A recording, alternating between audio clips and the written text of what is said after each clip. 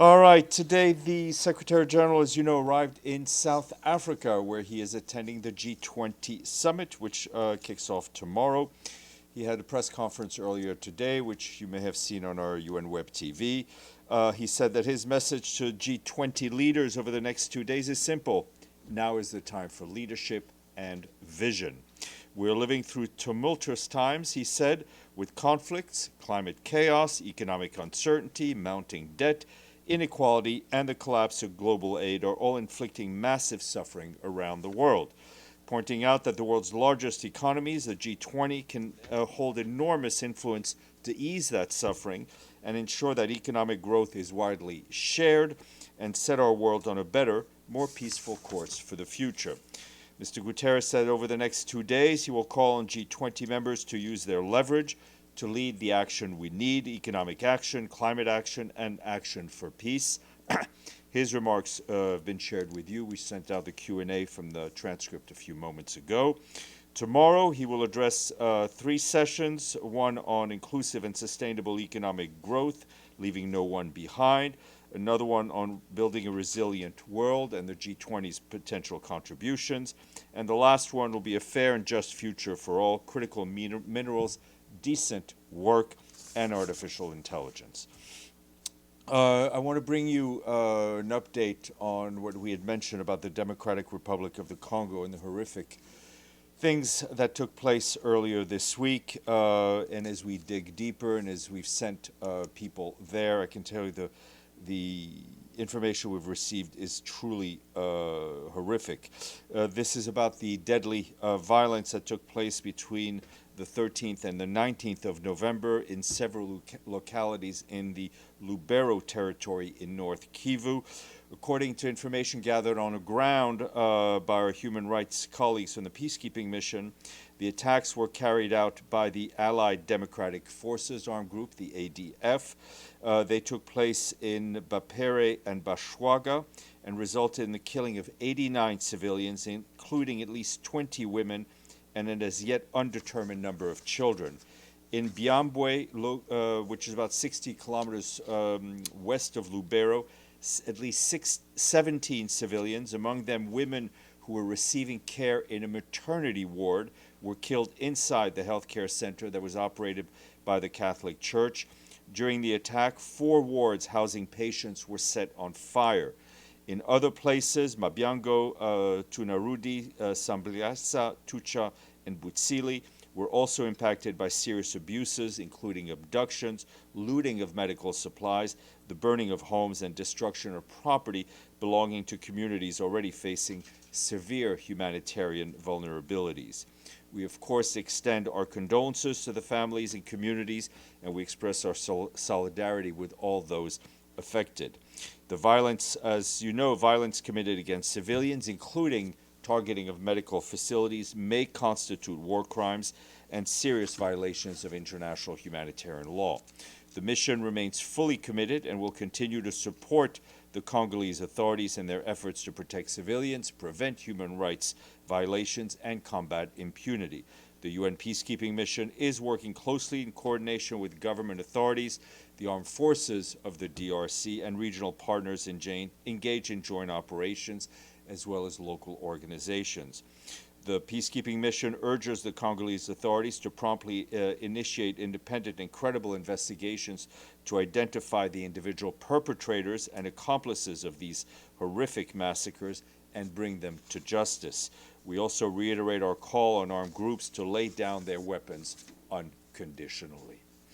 Turning to the situation in Gaza, the Office of the Coordination of Humanitarian Affairs says that the ongoing humanitarian scale-up, which is, as you know, made possible by this ceasefire, is still being held back by restrictions affecting visas and import approvals, too few crossing points operating, and limited facilitation of humanitarian movements inside Gaza, among other challenges.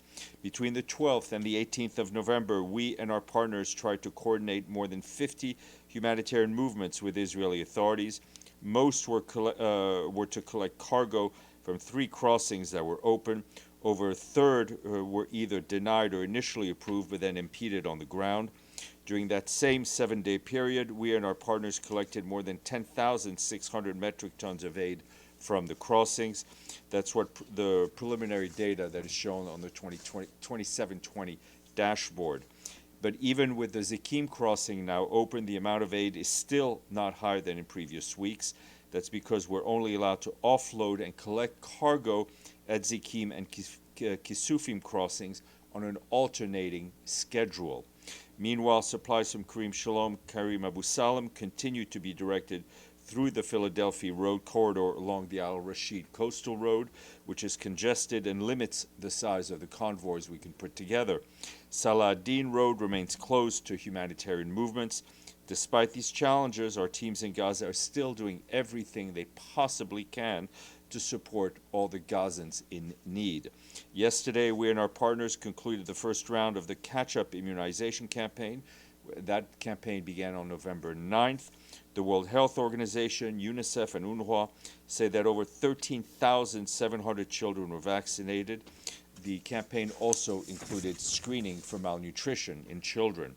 Out of the more than 6,800 children screened, over 500 were found to be acutely malnourished, and they were referred to the nearest nutrition facility for follow-up. Preparations are already underway for round 2 and 3 of the vaccination campaign to make sure that boys and girls receive all of the doses they need for full protection. Turning to the West Bank, our humanitarian colleagues warn that the level of violence there remains deeply concerning, with casualties, property damage, displacement, loss of livelihoods, and a strong sense of insecurity for Palestinian civilians. This week, the number of Palestinian children killed in 2025 reached 50. That includes 2 girls, the youngest just 2 years old, and overall, more than 200 Palestinians have now been killed by Israeli forces since the start of the year there. In just 1 week, between the 11th and the 17th of November, OCHA documented 29 attacks by settlers that led to 11 injuries and damaged 10 homes, 2 mosques, and nearly 24 vehicles, and a wide range of agricultural assets, including livestock, seasonal crops, and roughly 1,000 trees and saplings. To address people's needs, we and our partners are providing multi-purpose cash to families displaced or otherwise affected. So far this year, over 10,000 households have received this support.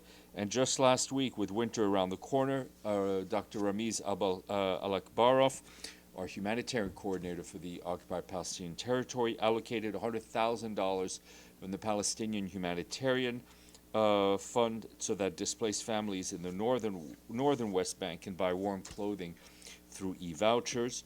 We continue to call for the protection of civilians, which includes enforcing the law against anyone who carries out attacks, and for lethal force to be used by security forces only in strict accordance with internationally recognized law enforcement standards. Warlike tactics must not be tolerated as the new normal.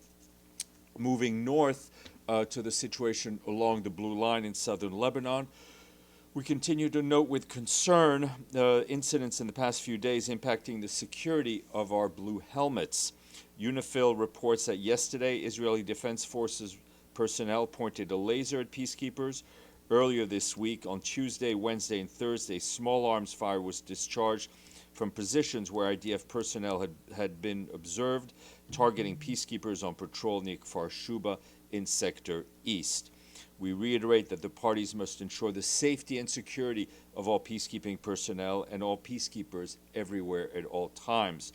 We urge the parties to use the established liaison and coordination mechanisms of UNIFIL to avoid misunderstandings and potential incidents. This week, UNIFIL also located several unguarded weapons caches, which they in their area of operations, which they referred to the Lebanese Armed Forces for disposal. Turning to Ukraine, we're told that a warehouse of the World Food Program was damaged during a drone attack in the city of Dnipro on Wednesday this week. Thankfully, no one was injured, but at least 10,000 boxes of food intended for civilians near the front lines were destroyed. Our partners report that drone strikes affecting humanitarian organizations have nearly tripled between January and October this year, compared with the same period last year. Meanwhile, attacks continue across the country. Strikes at Zaporizhzhia and Odessa between yesterday and today. Authorities report 5 dead and more than a dozen injured, among them 2 children. Hostilities in Kherson, Donetsk, Dnipro, and Kharkiv also caused several civilian casualties as well as damage to energy infrastructure. In the city of Ternopil, rescue operations continue after the deadly strikes on 19th November. Latest report from the authorities that they're telling us indicates that 30 civilians died in those attacks, including 6 children. Humanitarian organizations are mobilized and providing emergency support to those who need it. And finally, OCHA reports today a UN humanitarian convoy delivered a charging station, solar lamps, dry food packets, and hygiene supplies to a frontline community in Kherson, where critical services are heavily impacted by the hostilities. And just for the record, you will have seen that yesterday, Kayoko Goto, the officer in charge for Europe, Central Asia, and America divisions of the Department of Political Affairs, briefed the Security Council on Ukraine, saying that Ukrainian civilians have continued to bear the brunt of the Russian Federation's escalating aerial campaign. She also briefing was Edem Mosornu, the director of OCHA's Crisis Response Division. She told the council that some 3.7 million people are displaced in Ukraine and nearly 6 million are refugees. Those remarks were shared with you. Staying in the region, Rosemary DiCarlo, the Undersecretary General for Peacebuilding and Political Affairs, is in Moldova. She kicked off her visit to that country today. In the capital, Chisinau, she met with Prime Minister Alexei Munteanu to discuss the current challenges and opportunities facing the country, as well as how the United Nations can further support Moldova. After meeting with women and young peace builders, Ms. DiCarlo said she was inspired by their dedication and underscored the critical role of women in political decision-making, reaffirming our commitment to support their work. She also had separate meetings with the foreign minister, Mihai Popșoi, during which they exchanged views on shared priorities, including regional peace and security developments and the continued cooperation between the United Nations and Moldova. And just to flag to Nigeria and the heartbreaking situation where we've witnessed yet another abduction of pupils in Niger state in that country, just days after the abduction of school children in Kebbi. We join our colleagues at UNICEF and the Resident and Humanitarian Coordinator's Office, Mohammed Malik Fall, in expressing our deep sympathy to the families and communities affected. Every effort must now focus on ensuring the children's safe and immediate return. We understand that these repeated attacks highlighting the urgent need to fully implement Safe School Declaration, which outlines concrete steps to safeguard civilian nature of schools and universities to ensure safe access to students during conflict. Schools must be a safe place to learn. And staying in West Africa, Leonardo Santos Shimao, our special representative for West Africa and the Sahel, just concluded a 2-day visit to Bamako in Mali. During his visit and meetings with transitional authorities, he reaffirmed the UN's commitment to supporting Mali and the countries in the region in their efforts to strengthen peace, security, and stability. He also expressed solidarity with the populations directly impacted by violence, displacement, and insecurity. The special representative stressed the need for a collective and coordinated response to transnational threats. In this regard, he called for enhanced dialogues between the states of the Sahel and their partners to consolidate efforts for lasting stabilization. Recalling the need to address the root causes of instability, Mr. Shimao also urged the international community to step up its support and address the needs of vulnerable population to promote a sustainable development strategy. Moving across the continent to South Sudan, I can tell you that we're deeply concerned by rising violence in Upper Nile State. Our peacekeeping mission there has been reporting escalating intercommunal violence, cattle raids, and reported aerial bombardments in Ulang and Balyet counties. Local authorities said these incidents have caused multiple casualties, including impacting women and children, and displaced around 12,000 people. In response, the mission deployed a patrol to Balyet this week, where peacekeepers engaged with local officials and provided emergency medical assistance. Our peacekeeping mission there continues to support authorities and communities in efforts to restore calm and has also intensified its protective presence in the state capital, Malakal. We continue on all parties to do whatever they can to avoid further escalations. Moving across the ocean to Jamaica, turning to the Caribbean, our humanitarian colleagues say that 3 weeks after Hurricane Melissa struck Jamaica, we are partners continuing to support the government-led efforts in that country, with more than 90 organizations now engaged. Response operations have stepped up as access improves. Emergency medical teams, mobile clinics have now been deployed, allowing critical services to resume despite damaged infrastructure. Public health teams are also scaling up water quality testing and environmental health inspections. UNAIDS is working with the Ministry of Health and the Pan American Health Organization. And on the food front, more than 45,000 food kits have been distributed so far to support 140,000 people. WFP is also working with the government to prepare a transition to cash-based assistance. Meanwhile, 100 emergency shelters remain open.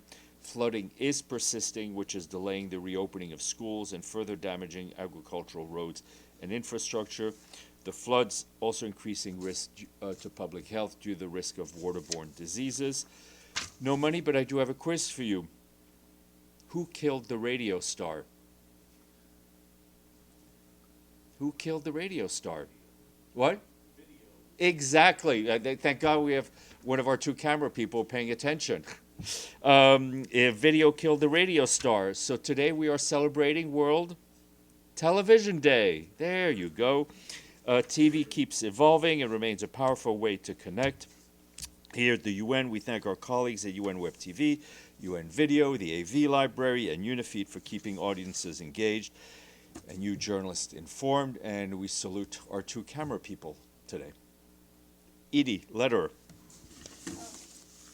Thank you, Steph.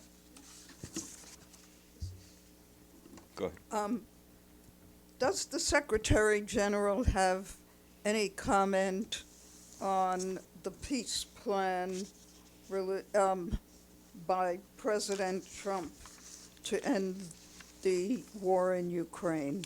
I mean, I kind of mentioned that yesterday, but I would refer you to what the Secretary General said less than an hour ago in Johannesburg in that regard. Had not gotten That's okay. That's all right. That's okay. Now, then I have one other question. Does the Secretary General have any comment on pro-Israeli armed groups in Gaza that are now fighting Hamas? Look, I think the last thing the civilians in Gaza need are more clashes, is more fighting. What we need is to consolidate the ceasefire, which means that everybody who has access to weapons should cease firing so we can deliver humanitarian aid and we can start the very long and slow process of rebuilding lives. Ibtisam Azam. Thank you. I don't know if you saw an article that was published by the French newspaper Le Monde, which included about the ICC judge, the French ICC judge, Nicolas Guillon. I hope I'm not That's okay. mispronouncing it. Yes. So in that article, so the American government put him on sanctions. He was one of the judges who issued arrest warrant against Netanyahu and Gallant. Mm-hmm. And in that article, he goes. They describe the daily hellish situations that he has to go through, including not being able to maintain Google account, Amazon, Apple, not being able to use any credit cards, especially the American credit cards. Basically, his whole life is upside down, and there seemed to be no really protection for him, even as a French citizen. Do you have any comments on that? He's not the only one, but there's also. It's sadly, he's not the only person linked to the International Criminal Court who's been placed under unilateral sanctions.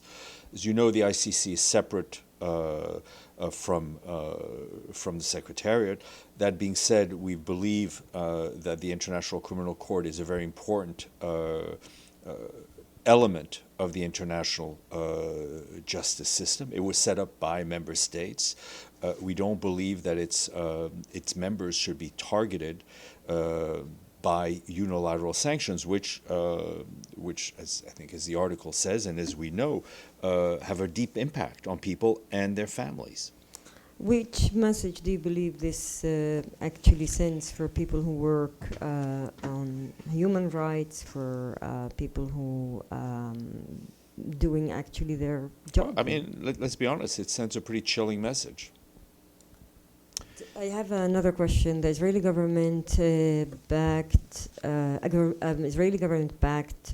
bill to prohibit provision of electricity or water to facilities owned by or operate on behalf of UNRWA. Passed the first reading in the Knesset yesterday. Any comment on that? Look, we're not going to comment on bills that are in the process of various parliaments.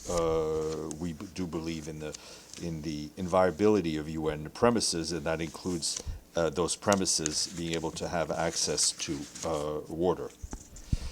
Deji.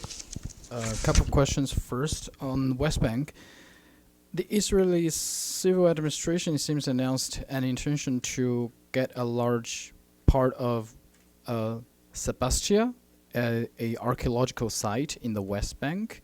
Do you consider that a legal move? I think we've seen the press reports of intention. I think we have been very clear in our opposition to the seizing of land in this manner. Okay, another issue. We know there's a tension between U.S. and Venezuela, and currently, I think both presidents, President Maduro as well as President Trump, it seems they are willing to talk to each other. Does the UN encourage such talks? Even if probably the talk is the purpose of the talk is to oust President Maduro. Look, we don't know what the purpose of the talks are, but obviously dialogue between two countries where there is a heightened tension, which is the case, is to be welcome. We obviously continue to follow, I think, with grave concern, the developments in the Southern Caribbean, the increasingly confrontational rhetoric, and the heightened risk of regional unease. We call on all stakeholders to create opportunities for dialogue and engage in efforts to find a peaceful way forward. Madame. Do you have any news about your colleagues, UN colleagues detained by Houthis? No positive news to report. Okay, related to Congo, I have another question. You said that the situation is escalating. Does the United Nations has any recommendation to the Security Council to take action? So for which situation? I didn't. The Congo. In the Congo. Yeah. I mean, it's the it's not. I think what I outlined was a horrific situation that is all too often happening away from the eyes of journalists, away from the eyes of the international community. That's why we want to bring it to the forefront. We want people to pay attention. It is important that the regional powers cooperate. It is important that the armed groups lay down their arms, and that those who are responsible for these crimes that are beyond words be brought to justice. Okay, any questions online? All right, yes, Linda. Yes, I have a question. Oh, yes, Stefano, please. Thank you. Just a second. Okay, Stéphane, thank you. On the 2021 killings of the Italian ambassador Atanasio in Congo, new material given to Italian prosecutors suggests the ambush happened near a mining site reportedly run by a Russian company, possibly linked to the attack. Since the convoy was under WFP control, will the UN review its findings in light of this new lead? Will it fully cooperate with Italian authorities if asked? I had not seen that report. I can tell you that we have and we will continue to cooperate with the Italian authorities within the established framework. Linda Fasulo. Thank you, Steph. It's in regard to the SG and the Sudan. He said that he's calling on the G20 members to use their influence and voices to end the conflicts that are causing so much death and destruction around the world. And of course, he says we need peace in Sudan. I was wondering if there has been any contact, perhaps, between the Americans and the UN. I mean, I know Tom Fletcher has been in regular contact with Mr. Boulos, one of Mr. Trump's envoy, and I also understand Mr. Lamamra is in touch with all the relevant parties. Ittissam, let's just keep going till Monday. What's happening to the post of Middle East envoy? You mean the special coordinator post? Yes, it is still under recruitment. For how long? How long has it been under recruitment? I think you know that. It will stop being under recruitment when we announce a person for that post. And in my exuberant marking of World Television Day, I forgot the people who make all of this happen, which is our colleagues at UNTV, and I want to thank them and wish them a happy World Television Day. And on that note, I wish you a happy weekend.